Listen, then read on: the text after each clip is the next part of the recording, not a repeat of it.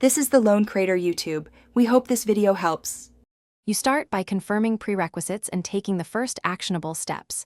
Install VirtualBox plus the extension pack, and make sure your host has VTX or AMDV enabled. Once done, open VirtualBox and choose New to create a VM, name it and pick type and version to match your ISO. Make sure to allocate RAM and CPUs now, too little causes slowdowns. You're launching the process, not finishing configuration, so stay focused on matching guest settings to your intended OS. Once the VM skeleton exists, continue by configuring storage and networking so the guest can boot and access resources.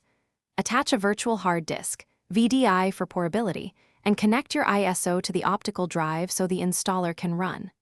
Then pick a network mode, NAT for simple internet, bridge to join your LAN, or host only for isolated testing.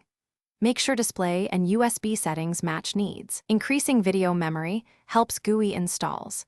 These middle steps prepare the VM for a stable initial boot and installation. Now you finish. Start the VM and run the OS installer from the attached ISO. Follow prompts like disk partitioning and user setup.